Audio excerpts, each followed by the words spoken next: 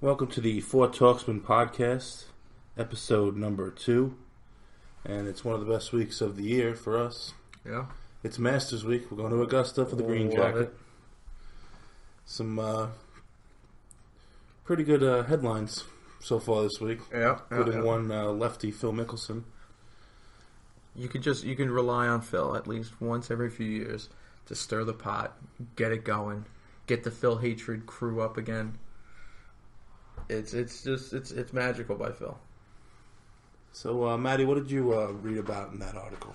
You know, it was mainly Phil was asked a question about Lexi Thompson, what happened to her at the ANA Inspiration Women's Ladies Major Championship this past weekend, and it involved incorrect ball marking, and he indirectly, or he didn't even answer that question. He just came out and said that there's a lot of men on the PGA Tour that are incorrectly marking their balls to their benefit. It's Phil stirring the pot. It's Phil calling out guys. I'm an avid golf watcher. I haven't seen it that much. Maybe I'm just not paying attention to it.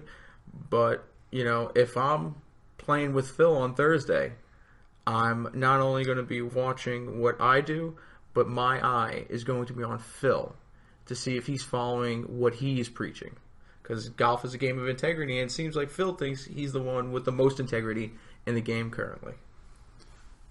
I think he believes what he's saying, but I also think it could be a little, I don't know, something that'll get the other guys thinking, maybe get them off their game also for this Thursday. Of course. I think it's probably just one person that Phil's calling out. And it's not Tiger, because Tiger's not... No, it's not Tiger. Tiger's, sitting at home watching these putts go down. Tiger might be calling into the LPGA, calling out Lexi Thompson for all we know. But, Phil could be calling out just one guy that he doesn't like. And knowing Phil, he probably has pure hatred for one person in his heart that he's trying to hold back. And clearly he's not doing a good enough job. Exactly. And I think Phil's probably one of the favorites for this week, honestly. But a name that's going to come up that I believe might be the favorite, because his head's not really in the game right now, but that might work for him, is Jason Day, who's going to be playing this week, even though his mom's going through a rough spell of cancer right now. Yeah, and I feel for Jason Day, a talented player, but for some reason, and I know it's still early in his career, what is he, 27? He's in the late 20s, but he already feels like a what could have been guy. Is that weird to say in his short career? I agree, and I also think it can also be like I believe it was the Ryder Cup with Darren Clark a few years back when his wife was sick. Mm-hmm. He had the Ryder Cup. Actually, no, his wife had already passed away from being sick. Yeah. He had a great Ryder Cup, because I think he was just out there just to get away from it all. I think this could be something that focuses him. Right, this could focus Jason Day on going over the hump, because he's been finishing top 5, top 10 in the last few years as well. Yeah. Him, you can't really count out Jordan. Jordan's worst finish is second in the 3 times he's played, which is preposterous. It's crazy to me that that's his worst finish. And, we said it last time. He's our boy, the Bulldog, Mr. Patrick Reed. Pat Reed, yes. The junkyard dog. This guy is just an animal. But, he's a guy who also shows up big when the crowd is just going nuts. And this is a major championship. It's the Masters, so it's a little stuffy. So I don't know if that's going to be there, the energy that he needs to feed off from the crowd. Another guy to look at, and he's not one of my favorites, is I believe Bubba Watson can get in there. His putting's starting to come around. He's a shot maker. Yeah. He is a shot maker. But you have to agree, though, the top guy right now has to be Dustin Johnson with the way he's playing. Of course. He's Midas right now. Everything he touches turns to gold. So he's on a roll. It's just his swing. His swing reminds me of, watching Ken Griffey Jr. in the mid to late 90s. It's such a sweet, effortless swing right now. I was just about to say that. It's definitely effortless. He's just, it's poetry in motion. So, yeah, he's definitely got a shot. His swing is as sweet as the views at the Augusta course, to be honest with you. Think about it. Amen Corner. 11, 12, and 13. It's a beautiful place. That's arguably the most beautiful. And plus, they have it when you go on the internet. You can watch before the TV coverage starts, you can watch it on the internet. Every single person that goes through the Amen Corner. Yeah. Fun to watch. I've been doing that for a few years now. That's one of the pros of the internet. Yeah. Is it's this podcast as well as being able to watch something like that before. Because TV coverage, I mean, it sucks with golf. It really does.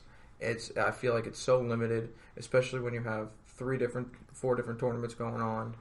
And the commercials. You got a lot of commercials.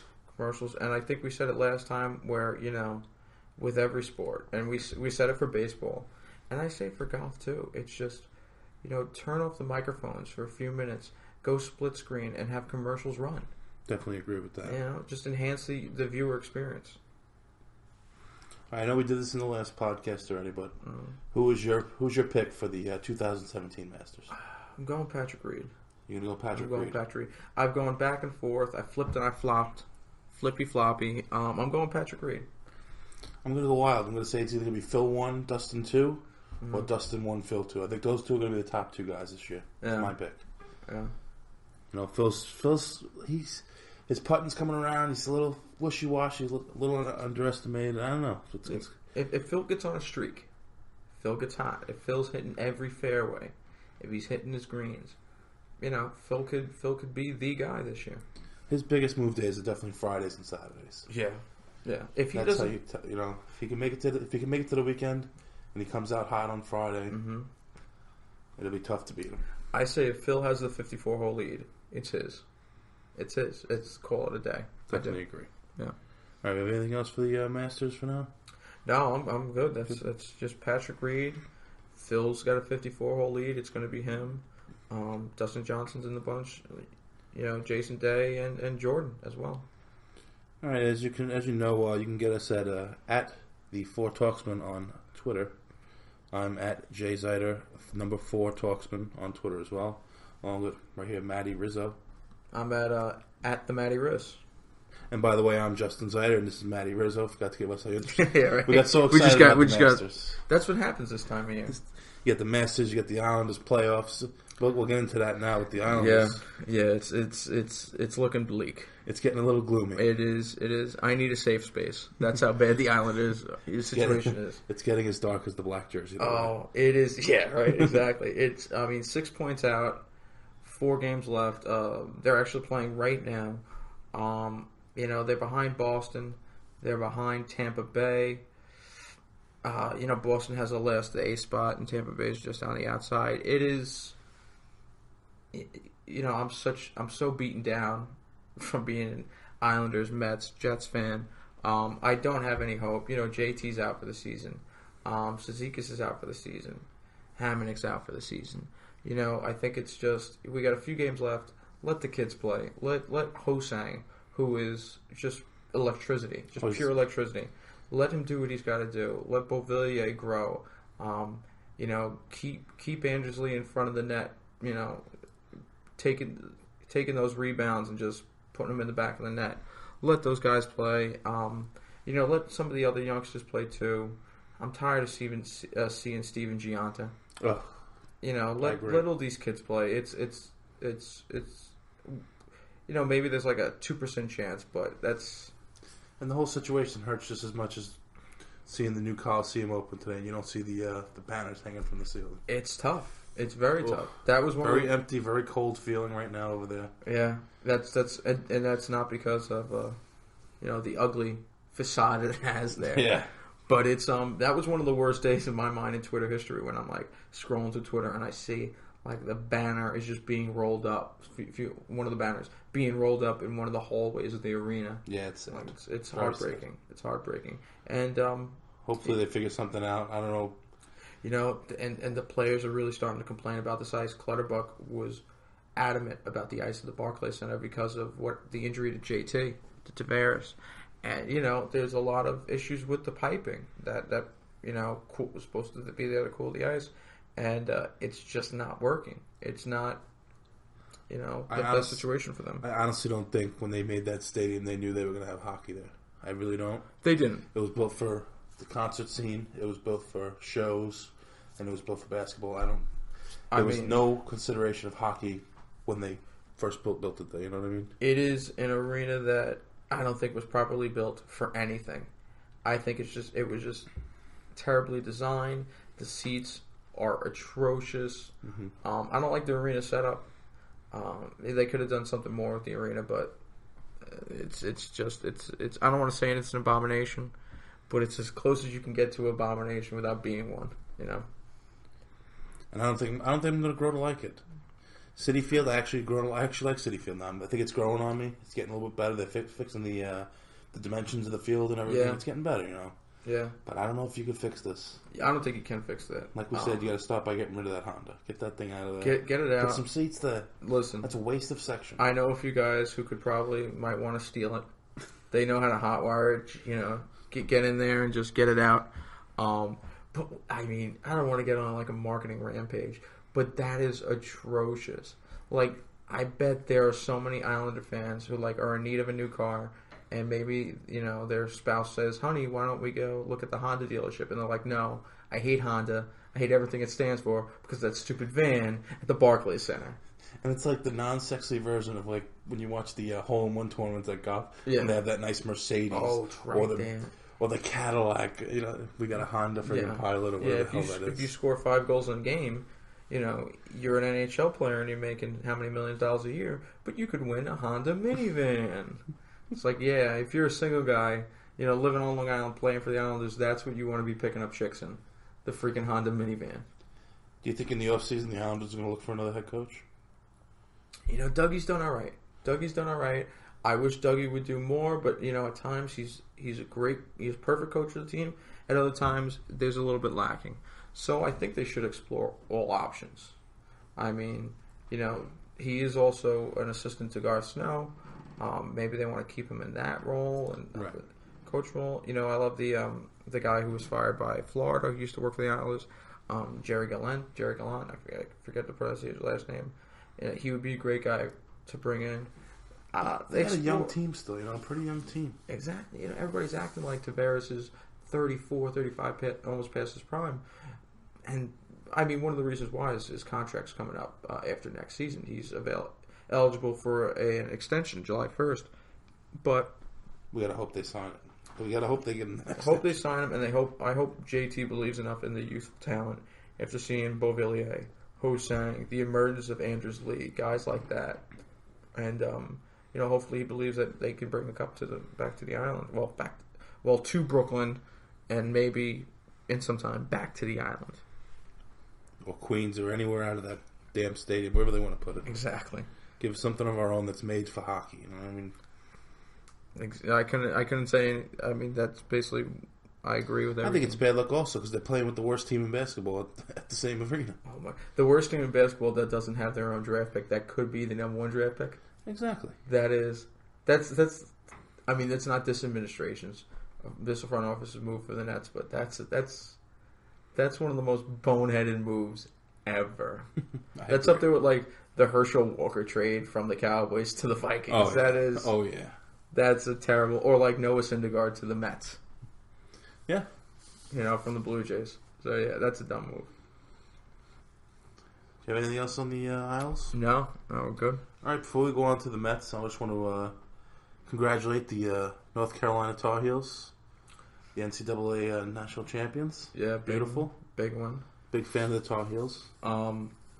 Solid game. They had to come from behind. So you thought it was a solid game? It was a solid game in the second half for the Tar Heels. It actually almost to me played out like the Super Bowl. Really? To me, yes. All right. One team started off. Gonzaga had the whole first half. Even though it was a 3-point game, they had the whole first half. Mm-hmm. And they just went, I think they went dry in the second half. See, for me, it was a close game. But this was one of the first games where I'm like, oh, I finally figured it out in my head after like how many years of being a sports fan. Just because something's a close game doesn't mean it's actually a good game. It was a close game, but I thought the officiating was horrendous in the second half. I thought just the play, it felt like nobody wanted it. Nobody was trying to take over the game, and I was expecting a lot from somebody's calling him the Big Pierogi, the Polish kid. Yes, Karnowski or something, whatever his name is. I was originally pronouncing it Carnoustie, like the golf course. The golf course over there in the United Kingdom. And you know, I don't know, he went AWOL. He was missing in action. He was nowhere to be found. So But you know, it's a close game. People were watching. People were excited. I do have an issue with it being on the same night as the Raw after WrestleMania. It's tough to watch. The best. Yeah, which is probably. I think it's the best Raw. It might even be the best thought out event of the season. Yeah. Because if you ask me, we're going to get into it a little later, but if you ask me, that Raw was better than WrestleMania itself. I agree wholeheartedly. But yeah, again, congratulations to the Tar Heels and Tar Heel Nation. And we're going to move on to another one of our passions, the New York Mets with their opening game. Yeah. Which we pretty much, it seems like we always win the opening game. There's always a positive start. I think the Mets have one of the top winning percentages in baseball. We have the top, I believe it is. Is it really? Yes. Wow. So with opening day winning percentage, which is great, because you know it feels like year to year the opening day lineup changes. Right. It's been pretty solid the past 2 years. I guess you can say. They said this is actually one of the. I don't know if you heard this stat. I believe it was Cespedes. He's the first left fielder for the Mets to start in 2 consecutive. Since Strawberry, right? No, since Cliff Floyd, I believe it was. Oh, 2 consecutive opening 05, days. 06, I guess. Correct. Yeah. That makes sense. That without a doubt makes sense. We haven't. Oh no, well Strawberry was in right field. Who would? I guess in the 80s, probably George Forster was a couple of times in left. You know, we haven't had solid left fielders Right. over the past few years. Bernard Gilkey. Come on. Oof, that's a rough. Didn't we have? Wasn't Tyoshi Shinjo in left, or was he in right? I don't know. We had Butch Husky. Butch Husky played left. Right. Darryl Boston played left. Oh God. Let's not get. We're getting off. That's for another day. But it's just, you know, it was a great way to start off the season.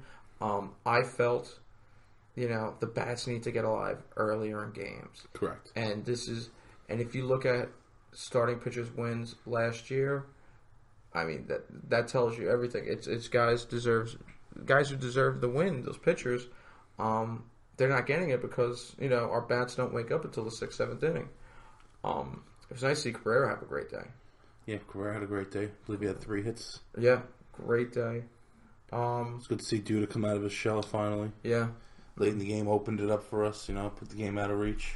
And you know, if Duda can hit like that, you know, all season, and I'll take here and there. But if he does that, I mean, I'm satisfied with that. You know, I believe he's in the last year of his contract. Yes. So he's definitely, you know, hitting his way towards money. I don't think it will be with the Mets. You know, there's a lot, 10 free agents, 10 impending free agencies there. But it was a good one to start us off. Syndergaard, except for one pitch, and it was that change up to Freddie Freeman, right? Which was a great pitch. And Freddie Freeman, he's a beast. He's a phenomenal hitter. I'll give you know who else I'll give credit to. I'll give credit to Julio Toronto. Mm-hmm. He had and he always pitches great against us. He had all the Mets on their heels. He does. He made Cespedes pretty much look like a fool. If you ask me. You know, there's always and I love Cespedes, but way out in front, and it was rough. Cespedes is liable to do that occasionally, or you know, especially with changeups. There's always each Braves team. It feels like no matter how bad they are or how good they are, there's always 2 or 3 guys who are guaranteed Met killers. Right. And Teheran pitches great against the Mets. Freddie Freeman hits great against the Mets. Right. You know, Freddie Freeman is sort of entrenching himself with the Braves as the heir to Chipper Jones. You know, taking over as that face of the franchise, and if he keeps this up, potentially Mets killer. And Wednesday's game is going to be rough because we're going against Bartolo. And you know, I agree. Somebody said this on Twitter. I agree. You know, you got anytime we see R.A. Dickey or Bartolo, cheer for them, guys. If you're a Mets fan, cheer for them. Just because they're now with another team doesn't mean they weren't beloved.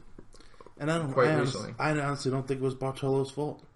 It wasn't. I don't think they were throwing him any type of 1-year deal or anything. You know. And Bartolo still wants to pitch. I mean, the man went 15-8 last year, and R.A. Dickey's, you know, he's bounced around, I would have loved to see R.A. Dickey in sort of a bullpen role with the Mets. But I don't think he was going to go for that. And Bartolo's in some of the best couch potato friggin' shape he's ever been in. Oh, he looks phenomenal. He is in peak belly flop shape. Oh yeah, he is. He could scare kids out of a pool. You either go two ways in the summer. You go washboard abs and you try to get the tanning look, or you just go, belly. You just go belly flop belly, and that's what he's going for. I just wonder where that second family he had is. Remember that last year? Yeah, that was pretty. I think it was the Post who had the headline "Double Better," and I saw that and I laughed hysterically at it. I got a feeling he might have thrown somebody a couple of bucks to put that on the old hush hush. Oh, big time. But cheer for Bartolo, cheer for R.A. Dickey, and cheer for the Metsies, of course, because we're in for it's going to be a great season. I'm not as doom and gloom as I was probably last week or a few weeks ago. Seth Lugo injury hurts. Is that with that partial tear of the UCL? That's rough.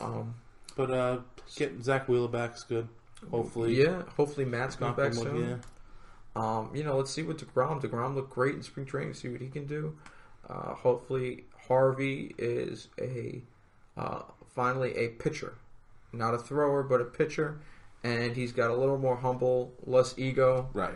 He's coming into the game wanting to win and not wanting to be, number one bachelor, right. and down, in the lower half of Manhattan. So, and let's just hope that Blister's not joining the rotation of the Mets on Syndergaard's finger. That's pretty intense. You got to do what Nolan Ryan used to do: pickle juice.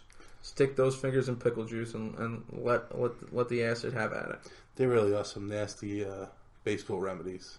It's like I heard Moises Alou used to soak his hands in urine. Yeah. There's some weird stuff. They're like the Greeks. Like, you ever see My Big Fat Greek Wedding, where they can everything was like applesauce or something they can solve it with, which is ridiculous. But yeah, there's some weird baseball remedies. Pickle juice is one of them. Jay Buhner with the friggin' tar all over him. Oh, what a mess. Jay, yeah, he was overdone. He was a complete mess on his hip and disaster. He was and he used none of that to color in his freaking goatee, which is an achievement in itself. And the Yankees let him go, but that's besides the point. Yeah. But it looks like Syndergaard's numbers: 7 Ks, 5 hits. 5 hits is rough, but 5 hits and only one hit that really amazed me, and that was the Freeman triple. But what even amazed me more is to get out of that inning. Syndergaard's going to have a good season, but we still live in a culture where we have all these sabermetrics, and I know everybody's like, you shouldn't rely on pitching wins. I don't rely on pitching wins really to see how good a pitcher is, but to a lot of people, especially baseball writers, wins do still matter for some reason. Definitely. And if Syndergaard's going to have the career he could potentially have, statistics-wise, then it has to be Mets bats waking up in the early innings and really getting out to a lead so he doesn't... And that's got to kill him, too, the stress of having to pitch. Oh, yeah. 0-0 games. Even a few years back when we had Pedro. Exactly. The early inning Mets bat syndrome that they had cost them, I don't know how many games. Give the guy like a 4-0 lead. Let him not be so stressed on the mound that he's got to pitch a gem every time because you knuckleheads can't, figure out how to put the ball onto the bat in the third inning. Definitely agree. Put the bat to the ball, excuse me. Yeah. Ball to the bat, bat to the ball. It's one of those Rizzoisms. We have anything else with the Metsies? No, I'm good. Besides Lenny Dykstra saying he's going to be at the bar outside of the stadium this Thursday, I believe, or something like that. You gotta love Lenny. Lenny's just somebody. Just give him money so he could open up a car wash in Willits Point. Just somebody start a GoFundMe for that. I actually met him last year. Did you really? I went there with my cousin Joe. We went to the bookstore out in Huntington. Get out of here, really? We got his book and he signed it. Huh. Asked me what the action was, whatever that means. Well, you know what? You gotta watch out for those. It kind of sounds like you wanted to take a trip to Cafe Royale. Kind of sounds like if Lenny's asking that question. If you need a little laugh when you're feeling down, follow Lenny Dykstra on social media. Just check it out. Nails, he performs. Oh, of course. Let's leave it at that. All right. Next, we'll go to Let's go to the fun question of the day. Oh, sure. You came up with this one today. Mm-hmm. Best movie of the year you were born in. So for Justin, it was 1985. For me, it was 1987. Just what'd you come up with for 85? I know there's a lot of tough choices there that you had to deal with. I couldn't go best movie. I had to go with movies I liked. I guess my favorite movie. Okay, all right. I dropped it down to 2 because when I was a kid I loved it. Goonies was 1. Mm-hmm. And Rocky 4. You can't beat that soundtrack. No. Anybody and their brother can work out to the Rocky soundtrack. No. Any soundtrack that features John Cafferty and the Beaver Brown Band, mainly, Eddie and Chris, but on Rocky 4, Hearts on Fire, phenomenal song. In the Burning Heart. Oh, it's just it is a great movie. The ones that didn't make the list, yeah, which are great movies also. Back to the Future came out that year. Yeah. Commando came out that year. Yeah. The Breakfast Club and Fletch. Come on, Fletch, and I think another Breakfast Club movie, St. Elmo's Fire. Yes, which I actually prefer over the Breakfast Club. It's an unpopular opinion, but I mean, Rob Lowe playing a poor saxophone player that's comedy. That's pretty. That is comedy. I know it was meant to be serious, but 32 years later, that is pure comedy. And yeah, that's sweet 1985 for you. Yeah, that's why Bowling for Soup made a song about it a few years back. It's got to be like 14 years ago now. Yeah. It's said that the song about 1985 is old. Oh yeah, it's old. For 87, I had some tough choices. I had Spaceballs to deal with. May the Schwartz be with you. Very solid. Harry and the Hendersons, which is arguably, I understand Footloose, but it might be what you call it, best movie there. Also, lost track of it. Planes, Trains, and Automobiles. That's a classic. Great movie. But I had to go with Good Morning Vietnam. It's not peak Robin Williams, but Robin Williams was just hysterical in it. It does do a good job of sort of capturing, a little bit of Vietnam. It wasn't like capturing it like Platoon, but it captured a little bit. And it was just, it was great. Robert Wool was in it. He was hysterical. Bruno Kirby, who was famous for playing Clemenza, the young Correct. Clemenza in Godfather 2. Good call. So it was a quality movie, and I'm glad that was made in 87. I was a little upset to learn that Cocktail, one of my favorite movies of all time, wasn't made in 87. Didn't come out in 87. Because if Cocktail was in 87, that was going to be the pick. Coughlin's Law, Cocktails and Dreams, Elizabeth freaking Shue. It would have been my pick, but no, I think that was 88. Wunderbar. Hey, pal, have you ever had a red eye? It's just, and there's Miller High Life all over in that movie too. It's delicious. It's hey, we should cheers to that. Oh. All right. Do we have anything else with these sports for this episode? No, I think we're good. So, until next time, this is the Four Talksmen podcast.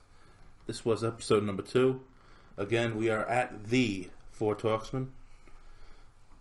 My co-host, Matty Rizz. I'm Justin Zydor. Be well.